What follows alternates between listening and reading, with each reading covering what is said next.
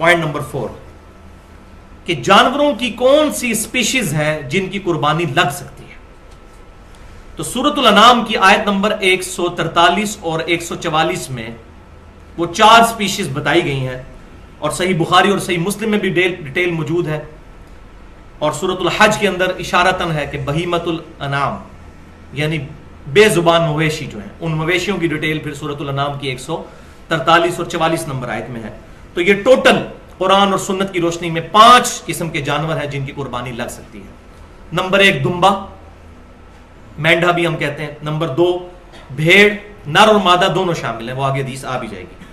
Number 3 بکرا یا بکری. نمبر 4 گائے, اور نمبر 5 اونٹ.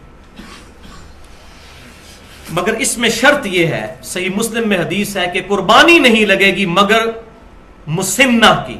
مسنہ عربی میں کہتے ہیں دوندے جانور کو, 2 دانتوں والا, یعنی چھوٹے چھوٹے جو دانت گر کے یہاں پر 2 دانت بڑے نکلے ہوئے ہوتے ہیں. آپ اگر یہ دیکھیں نیچے ان کے 2 بڑے دانت نکلے ہوئے ہوتے ہیں. تو مسنہ کی قربانی لگے گی, دوندے جانور کی قربانی ہوگی.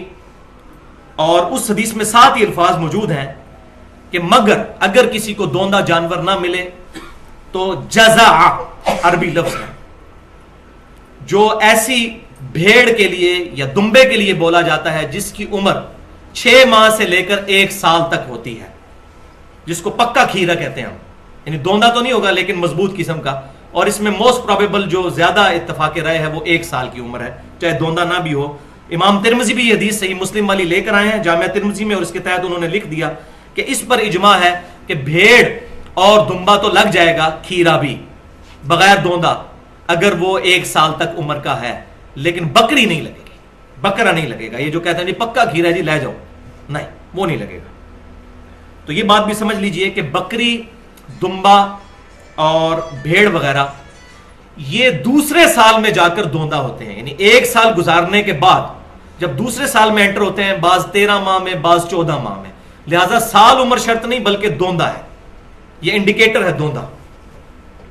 گائے تیسرے سال میں جا کے ہوتی ہے, یعنی 2 سال گزارنے کے بعد جب تیسرے سال میں انٹر ہوتی ہے, اور اونٹ 4 سال گزارنے کے بعد 5ویں سال میں پہنچ کر دوندا ہوتا ہے.